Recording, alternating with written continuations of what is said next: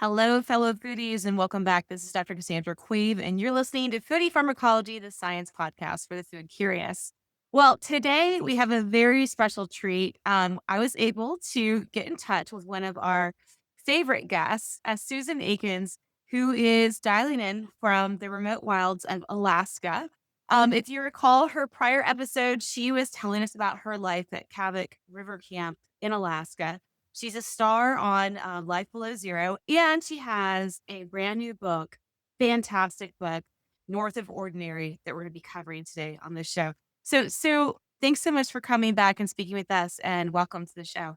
Oh, thank you, and thank you for inviting me. This time, people get to see this is what I call the Chena cabins, and they'll hear a lot more about the one of the cabins on the property when they read the book. Amazing. Well, first, I just to say I devoured your book. I read it like in a day and a half. Um, it You have such an incredible story of grit and resilience. This is something I like immediately knew from the first time we met, albeit virtually and from, what you see in your show. But just seeing the full journey was incredibly inspiring. And I know that readers are going to really love this and connect with this. Oh, thank Um, you. yeah. It has been. Even I can look at my life. There's so much that's not in the book. I mean, there's only so many pages, but to try and see this happened, this happened, this happened, this happened, take pick and piece and put it together. But how even I can look and my kids look and they're like, "How in the world did you fit all that in?"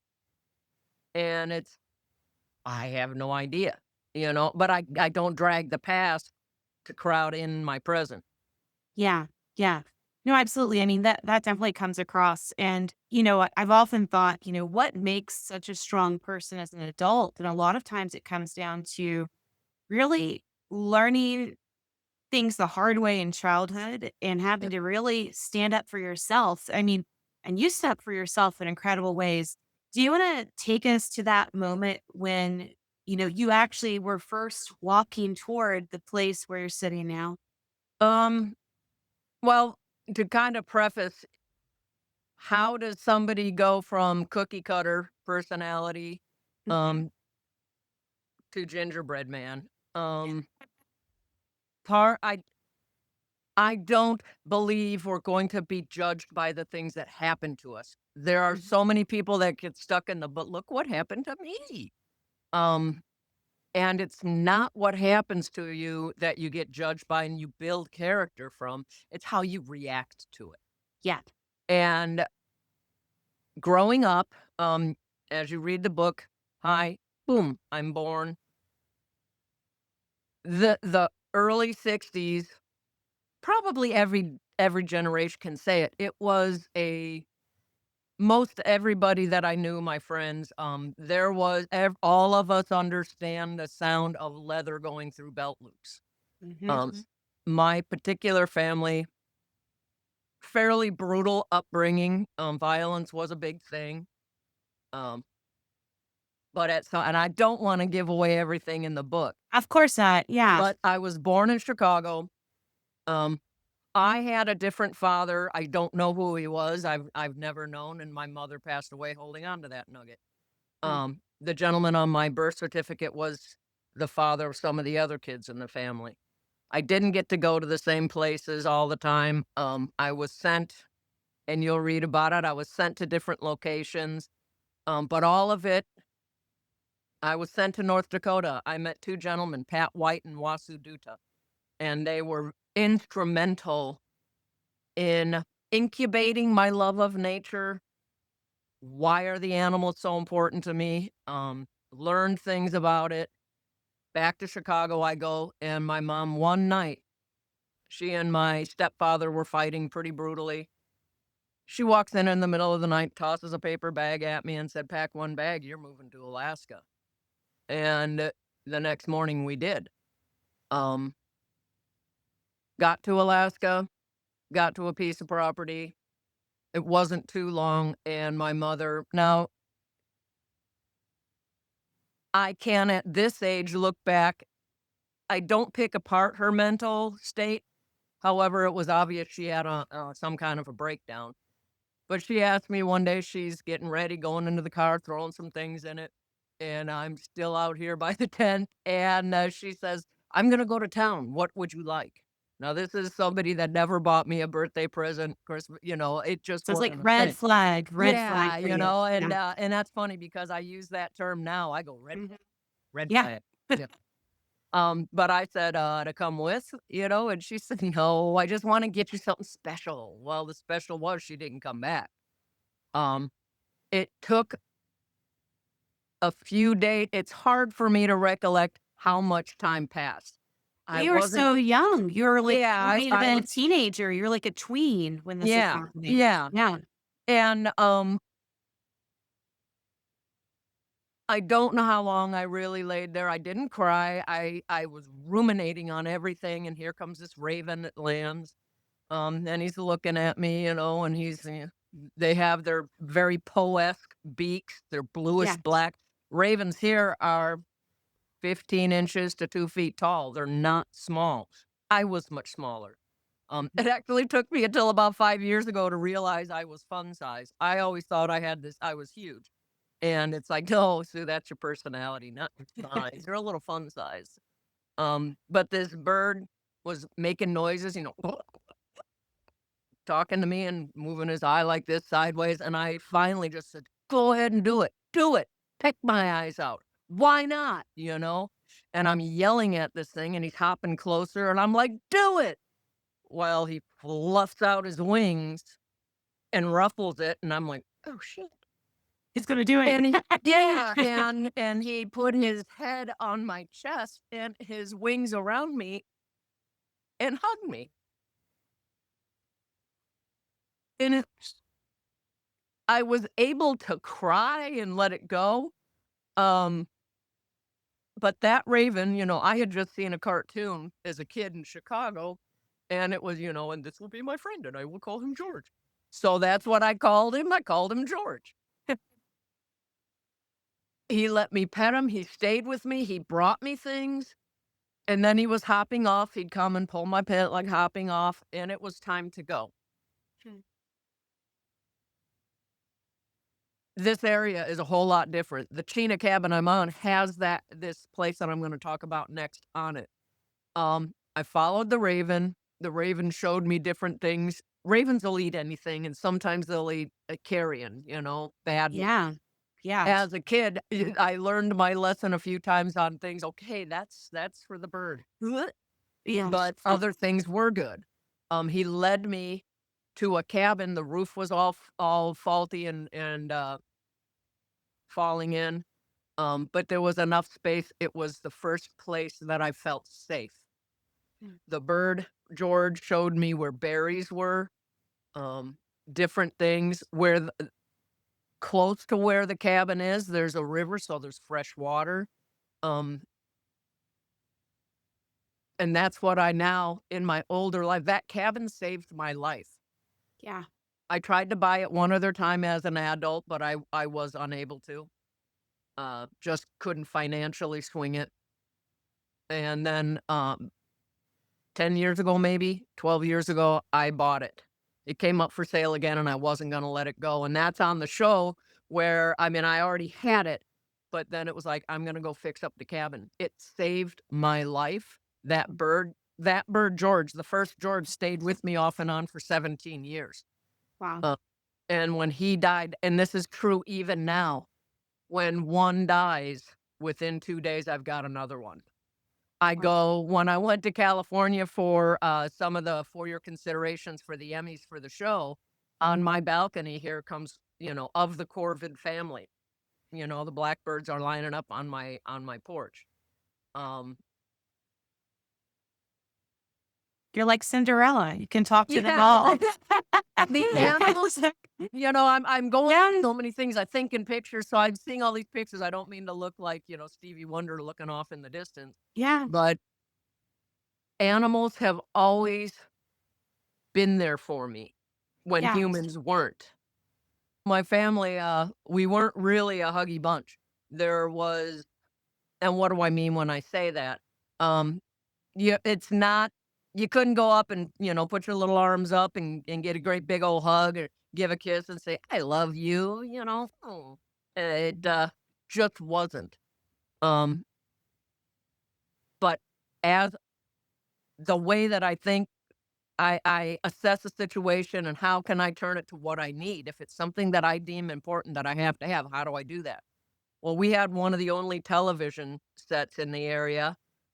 Is a gift from the grandparents, and it's an old thing. Got to have the rabbit ears, tons of tin foil, and a little bit of Jesus on your side to get it in. But I noticed whenever I was there for, got to see the astronauts go into space. When they walked on the moon, those are things that from my era I got to see. Um, but I noticed when that thing came on, everybody sat down and it got attention. So in my brain, this was like, oh my God, that's all I have to do. So I brought my little stroller over, stacked stuff up, got up, and I have a picture of myself at that age. And I've got, I've blown the feet out of my jammies, little onesies, and my hand is on my side, and I'm giving you the look of, I got this, man. But I stacked it up, got on there. There's still a permanent wet spot, you know, on that TV. Um, but or still, I can't say that, but there was when I left Chicago. Um, but I sit there, the thing comes on, and in a child's eye, everybody is opposite me looking at me, and they're like, "Wow, wow, wow." And it's to me, they didn't need to go, "You're so cute." It was attention at me. I was not invisible. I may not be wanted or feel wanted, but no, they can see me. They just don't want to. Feel it. If I felt I needed attention, I got enough from sitting on the TV and then I'd toddle off. But it validated that no, it's not that I'm not a ghost. I'm not this. I'm not horrible. I'm just not currency in their life. That must have been so hard. What I love about your No, story. I don't, it was enlightening. I didn't see it was difficult until I knew the reasoning. I'm a very scientific creature. I've trained myself to, okay, let's get down to the bottom of this. And when I talk, some people are like, "Oh, you're always trying to educate us." No, I'm trying to educate myself. You're just listening. The film crew brought the cameras in. I didn't. But if you're gonna listen to the way I talk, I'm sitting here in a whole nother area. I've got a dog next to me that just turned 20, and I'm still going to explain it to myself because maybe there's a nugget I'm missing. Maybe there's another piece, and I go, "Oh, wow, okay." It was freeing to find out that it wasn't that I was invisible or so horrible that people would go, "Huh?" When they see me. They The interest wasn't there. That's a them thing, not a me thing. It's still okay for me. I still wanted the attention. I found a way to get it. Ta-da. Um, yeah, I think people in general should be careful. Like people will say when I'm up in Kavik, "Oh, you must get so lonely." And I say, "Ooh, be careful." That's a verb that denotes, I am missing. If I'm lonely, I am missing something in my life, and I'm pining for it. No, that's a rabbit hole, dude. I recognize and acknowledge that I live alone, but it doesn't follow that I'm lonely. When my mom bailed and I had my experience with, and I'll always get emotional because I had to think about it again. I see it in my mind like a video. Um, and George befriended me, saving my life. Prior to George coming along, I'm like, I'm alone. Fuck, I'm alone. I'm alone. I'm alone. Oh God, I'm alone. Um, and then after George hugged me, it was like, I'm alone. I'm There's no more physical abuse. There's no more sexual abuse. There's no more abuse. Not to say it's not going to come from a whole new friggin' direction, but what I was experiencing in my life, I'm alone. It's like a painter having somebody give him the first canvas that has nothing on it and a box of paints. Wow. I have a choice. I can be an Escher or I can be a Rembrandt, maybe a Kandinsky, but it's my choice. Was I young? Absolutely. Was I intelligent? Absolutely. But yet I still make some of the dumbest mistakes I've ever made. But, free will is a beautiful thing and a fearsome thing all at the same time. Yeah. It's powerful, Sue. I mean, It I I I'm just envisioning it's hard. I can't put myself in your shoes because I've never experienced that sense of complete solitude in the wilderness as a kid, that abandonment. But yeah. you weren't without resources. I mean, I think that the thing that was so incredible to see is that you were your own anchor. And you took these other childhood experiences on the reservation in Dakota.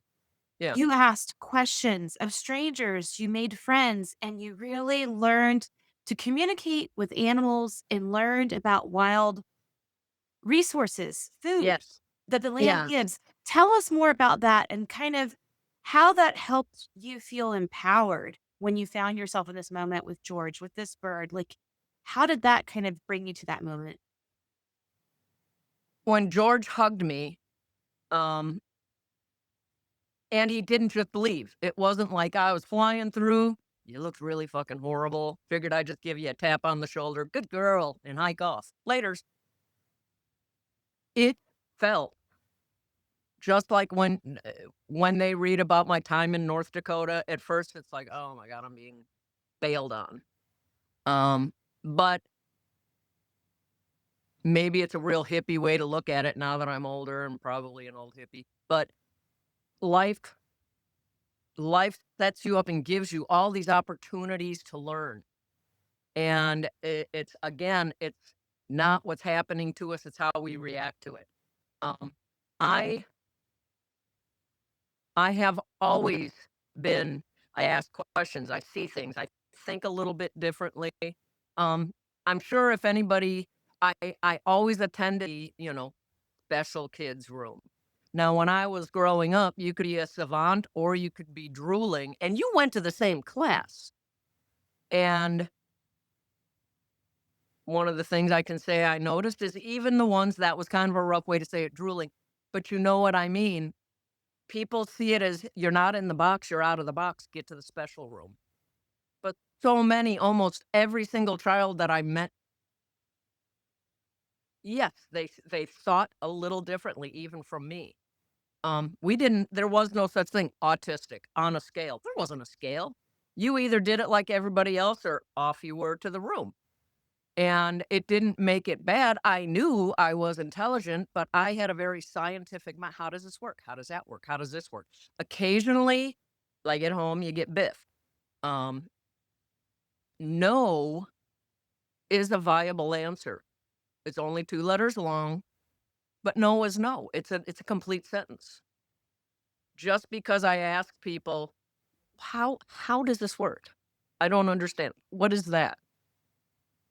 Go back to Mister Rogers. The helpers are out there. The ones that you can ask and they're like, "Well, you're kind of a loud little thing. Mhm. How does it work?" And the helpers are out there going, "All right, imagine this." And for me to have Pat White, he and there were a few Pat Whites. It was a name that got passed down. This is the eldest. And he just took me under his little wing. I would make chocolate chip cakes and bake it for him and take them to him. Um, but it was a kindred spirit, and how does this work? I don't understand this. He would walk out into an open field and he'd make this sound, and all the wild horses would come running in. And Wow. I'm like, how? Not ready yet, not ready yet. Listen to the sound and I finally was able to make the sound and it worked. I made friends there. He showed me plants that were good. He would talk about the old day. Every day I would come and I'd sit there.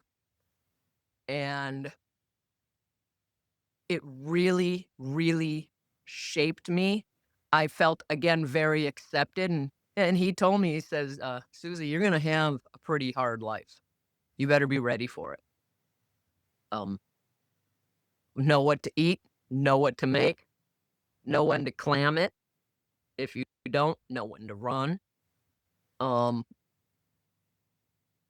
but he was one of the first people that, not related to that I know of, that was okay with who I was. "You're gonna have a tough time, but you're gonna do good." And so that stuck. So that when I did get abandoned, when I did get left behind, I can't it's not so much in my mind left behind. There's a moment of that, but it's the doorway open. My focus was I gotta get out, I gotta get to school so I can get out of it and get a job. Doesn't matter my age, my intellect was like, no, I need to forge forward. I need this, I want this. I look at everything and it's still the same way. I am gonna be 63 in a handful of months. The cabin that saved my life, I saved its life, and it's gonna be a journey of love until one or the other of us collapses. Um, but I still this morning, I got out there with my dog, and we're playing snowballs, and I have the enthusiasm of a 3-year-old, the body of a 63-year-old, but my mind is ever I wake up and I'm like, "Oh my god, it's a new day. Bill, get over here." You know? I don't know how much time, like I say, my dog is 20 years old. He's pretty spry for 20. I used to have a dog, Little Bob, and they never put him on the show Life Below Zero. He wasn't Alaskan enough. He was a 3 pound, 1 ounce toy poodle. And I'm like, bitch, he's living in a tent 10 miles from the Arctic Ocean and he's surrounded by wolves and bears. How much more Arctic do you want, man? But that's okay, he's got his little things, danglies hanging below. He knows where he can get some fun. We're okay with that. But when he was about 10 and a half, he passed away. I didn't have another dog for a couple of years, and my daughter was like, "Mom, you need another dog." And I said, "I know." She says, "Have you thought about Bill?" And I'm like, Bill, like Bill Thuzela? God created dirt, cockroaches, and him? And this is Little Bob's dad. And, she said, "Mom, he's gonna turn 16. It's not the" and I said, "Oh, I guess I'll take him for the last 5 minutes." But I've had him and he's now 20. And this morning he's out chasing snowballs with Love me it. at the place that saved me, and here he is in his close to retirement, um, and he's saving me too. That's amazing. Yeah. You know what I love about the story, Sue, too, is, there's so many different characters that appear on your path that I would call helpers too. And these are Yes. people that are living and also in deep poverty. It's not a fairy tale where they take you in and adopt you and clothe Yeah. you. And, it's like, here's a trash heap where you can find some resources, Yeah. or, the bus driver was so impressive to me. Carl, Teaching you to hunt, how to use yeah, a weapon. I mean, Carl Carl was an amazing human. Um, as I got to be an adult and an older adult, yeah. Carl was a bus driver, and but he was so much more in the area. As a kid, you don't know these things. Could he and his wife have taken me in and sheltered me? Sure, on some level, I'm sure they could, but he didn't. He he brought a weapon, said, "You better learn how to use this, or you're not gonna make it." In Alaska, I mean, you're a Chichaco or you're a sourdough, and there's not a lot of in between. You're inexperienced or experienced. And he looked and, said, "You better gather that experience." I mean, you're a Chicago girl. You're like Yeah, in the yeah, wilderness. You're eating, bad meat because you don't, but you're also a child. And it's yeah. what I love is that you didn't shy away from learning the hard things, you No, know, and that's there's that's no also point in shying away from learning the hard things. You're going to need them. Um, and maybe that, looking at today and it is a unique social world right now. I'll kind of say it like that. Where are the challenges? Look at the challenges they're facing. How do they get to overcome it? Who's going to help them? Who's not going to hold your hand and say, "Oh, no, you don't have to climb. I'll just put you up there." That doesn't help them when you disappear and they've got to climb. Um, but no, and I think only recently, I think it's a unique perspective that I have. It's like with my mother. I never and people have a hard time accepting this. They wanna be people that read the book, they're more upset at my mother than I ever was. Um, when I was abandoned, when she does manage to come back into my life for a bit, I never held it against her. I never got angry and, "You so and so." I do show some anger here and there. But I never held it against her. Even then, I knew it was obvious she was going through some kind of a breakdown, some kind of a mental, "Holy shit, this is civil." Um, it wasn't necessarily me. It was happening to and around me, but it wasn't me, just like the television. Okay, I'm getting static right now.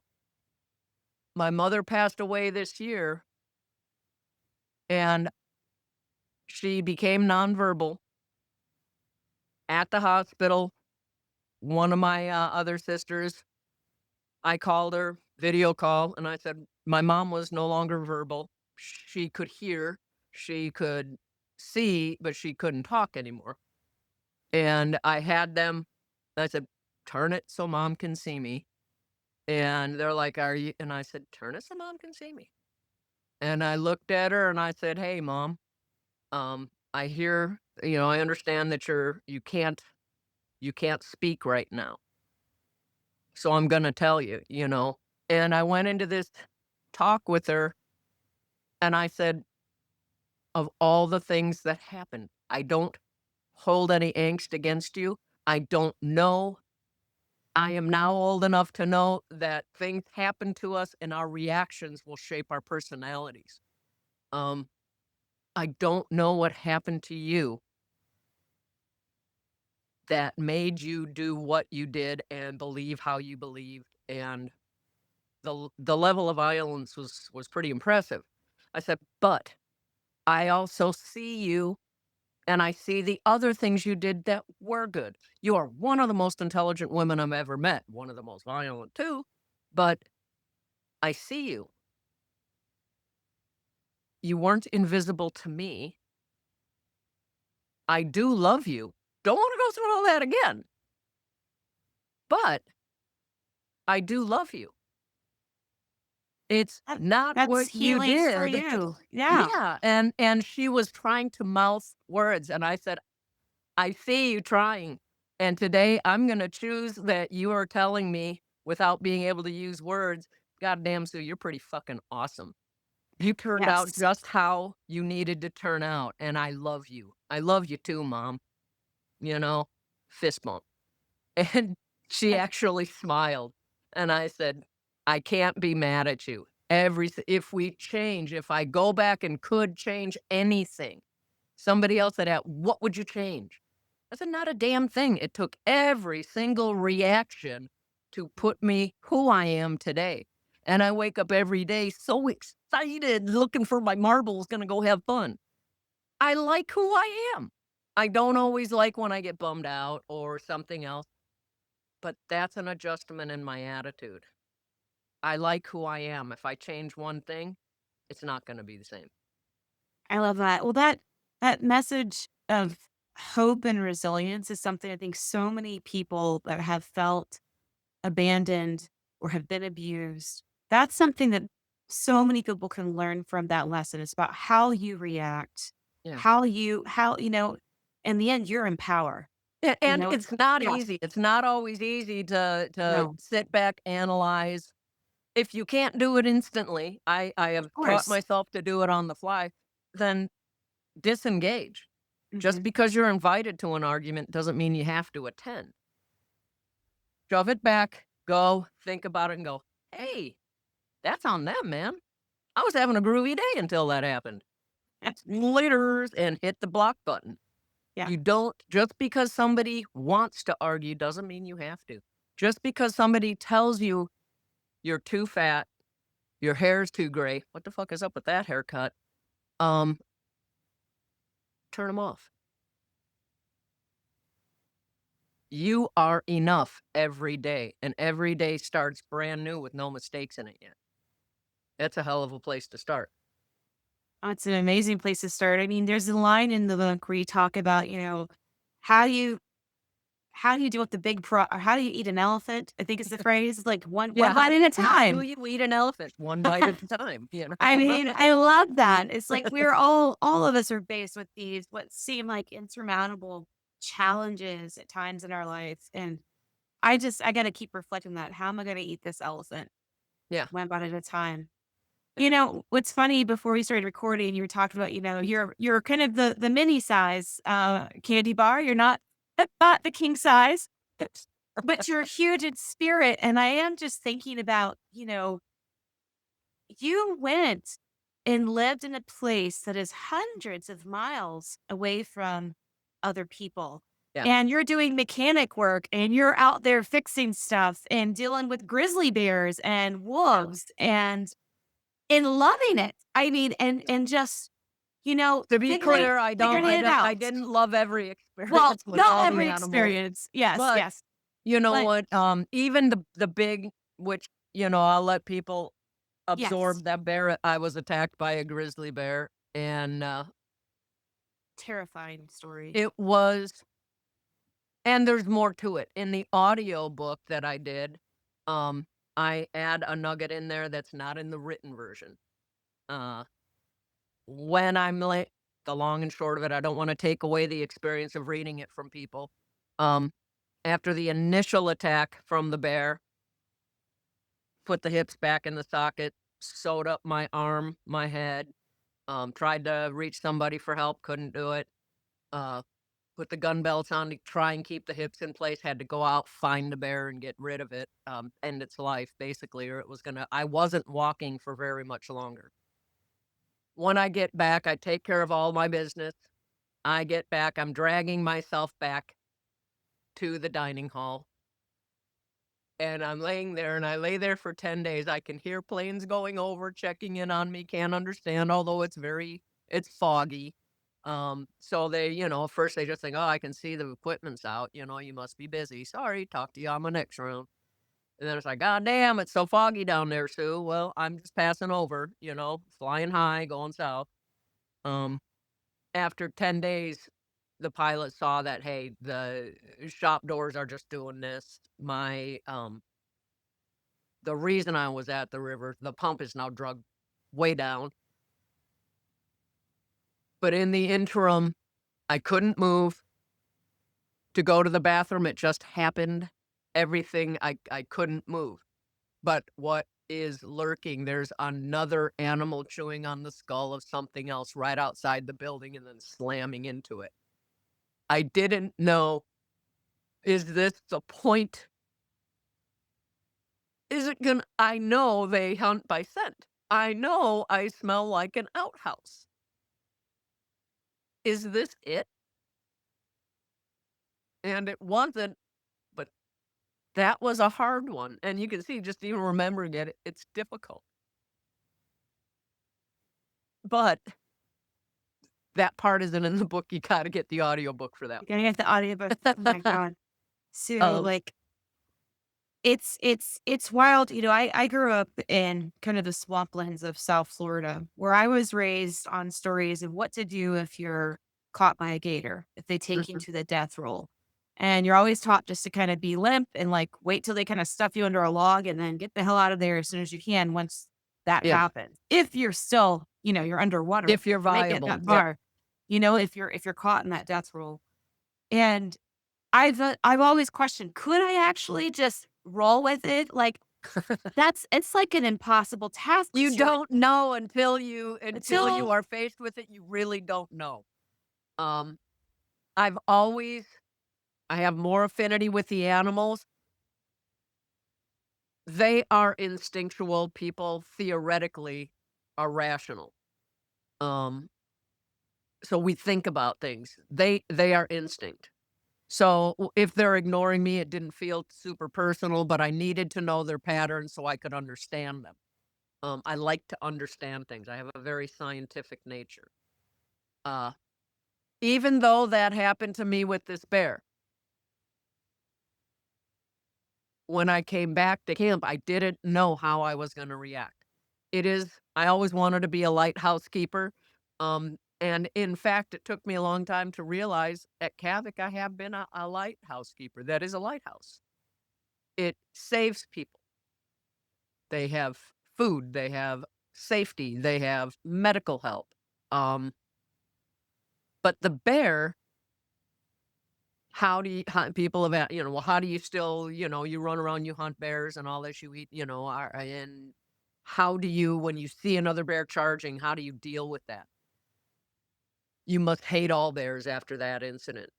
You must be a paranoid about them. And I'm like, absolutely not. Um, you have to know what you did in bear language to incur their wrath. They found you and beat it in on you by your actions. Do I have too much food smell in camp? Am I walking around looking like a freaking pork chop? And I always say, if you act like a pork chop, you'll be one. Nature wants to help you. The universe always answers yes. I'm a pork chop. Yes, you are. Here you go. There you go. Yeah. I like challenges. Well, here's 5 of them that you hadn't counted on. Go for it. Yeah. But I did not, and I do not feel, although, well, I would show you, but I've got 1, 2, 3, maybe 4 bears in here, 4 Wolverine, taxidermies. I like that. That's my artwork. I use all of the animal usually, but the bear was just being a bear. My actions and the way that I challenged it, which you read about, set into motion so that bear was going to try me no matter what because it wanted to raise its status in the eyes of the other bear. I exacerbated it by saying, this is mine. Bring it. So he did. The next bear coming down the pipeline isn't necessarily, they're not being jerks, but they will react to what I present them. And that's probably where, when I was really little, Yellowstone Park, toddler, wandered off, um, and I was playing with these dogs, right? Found these dogs, puppies, whatever, and I'm playing with them. They go to sleep, I go to sleep. Unbeknownst to me, mom, the troopers, the whatever you want to call it, rangers, they are searching for me and they finally find me with a flashlight. Ah, they were cubs and I was sleeping with them near the mom. I What didn't kind of cubs? They were bear bear cubs? cubs. Oh my They were goodness. bear cubs, right? Wow. Again, it's not something you see, but Wow. I presented myself in a way that they reacted well. I Mhm, was a kid, mhm. but as I grow, it's like, okay, how I behave, what I'm asking for, whether it's the way that I look at things, the way that I talk. If I swear at people, you're going to get a different reaction than if I don't. Um, what I'm presenting is how they're going to react. That's amazing. I mean, I learned so much, and again, I don't wanna give too much away. It's such a great story, but, like, I'll just say I learned so much about the behaviors of different animals that you've encountered, like the bears, the Yeah. wolverines, the wolves, you know, I love your posts about foxes on social media. You just have this connection, and I love that you talk to them too with the different calls and sounds, Oh, yeah, and, yeah. And like my it's bird, I've fantastic. got a whole Uh-huh. half hour type chat.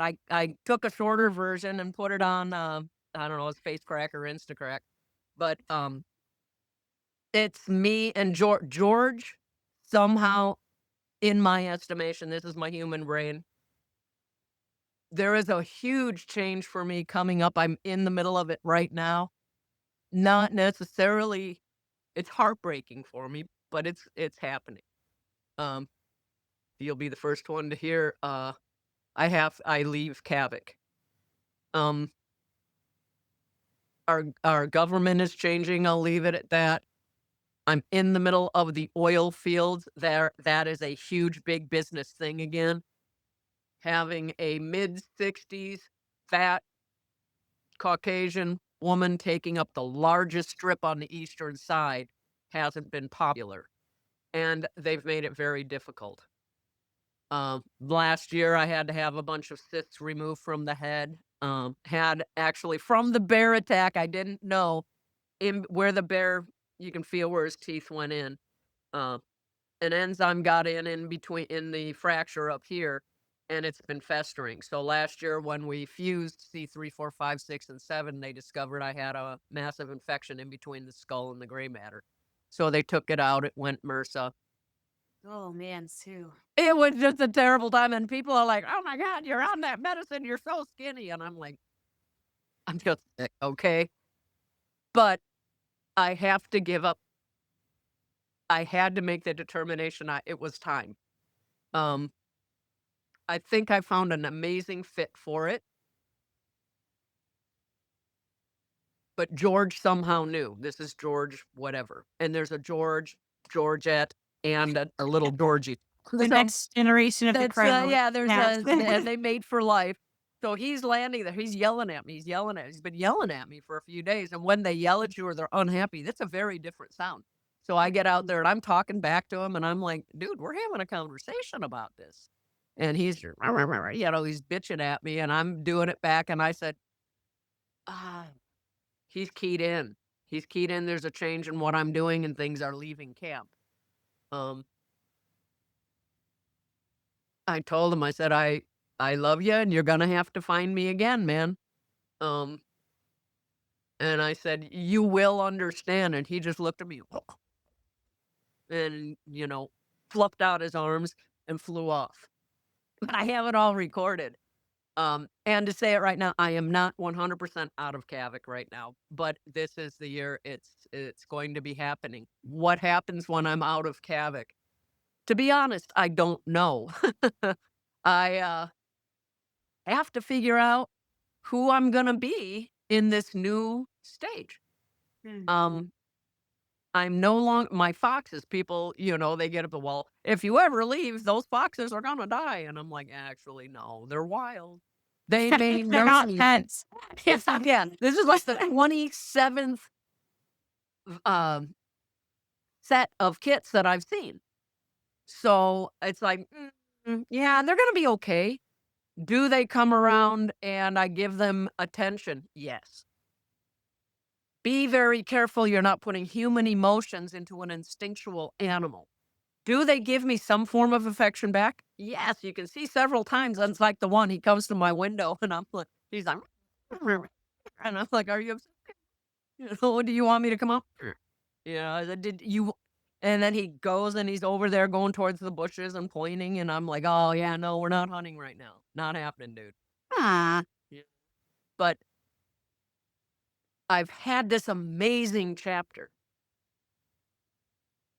and it crushes my heart that I have to give up the foxes. I have to give up my unique way of life.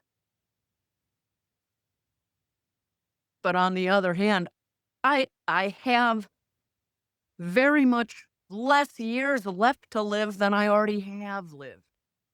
And I have one of my granddaughters, um, she's 5 now, but she was watching an episode and she goes, "Grandma." And sometimes they call me Samma. They slam Sue and grandma together. I love it. And then they're, you know, "Grandma, is that really you do that?" And I'm like, "Oh my god. You really have no idea who I am and what I do you?" She goes, "No, you're nice. You took me to Disneyland." And I'm like, "Yeah, okay, that's good." You know, I mean, the eyes of the world through the child. But I thought about it and I went, "No, this is the whole universe is getting together and saying, 'Hey, we got this up here. This is all gonna change. You are not a huge corporation. Um, it's time. Play with the kids. But who am I going to be?'" I've been kind of test driving all kinds of stuff. And I wanted to ask you because, over my over the course of my life, I get so much joy helping little kids that need it, helping people that need it. Then there's another place that I go and I take, kids, if I help them out, they get better, they wanna come in up to Alaska. Not everybody wants to go to Kavik and hunt and I have mosquitoes the size of the state, you know? But they down in Southeast Alaska in Sitka, there's another group, Peril Sky, and they do boat charters. They needed a cook. And I was like, "Hey, these kids will still wanna go do things." And, and they told me how much they could pay me. I said, "No, I can't do it for that." And they're like, "Well, how much more would you want?" And I said, "I didn't say that I wanted more. Give me this much less." And they're like, "Why would you do that? Because then take the rest of that and put it back into your business or pay for a little group of kids to come out." My joy is in the giving, but I get to cook for people, which is therapy for me, as you know. I mean, Yeah. and I've already making a menu and I'm like, okay, we got to get this many seeds. We got to grow these flowers. I'm going to put up a tent. I'm going to live in the tent. I don't want to live in your house. I want to live in the tent. And then I'm going to swim with orcas. I love it. I think you're gonna have this amazing era of adventure, Sue. Yeah. I mean, Well, it's like this is who you are.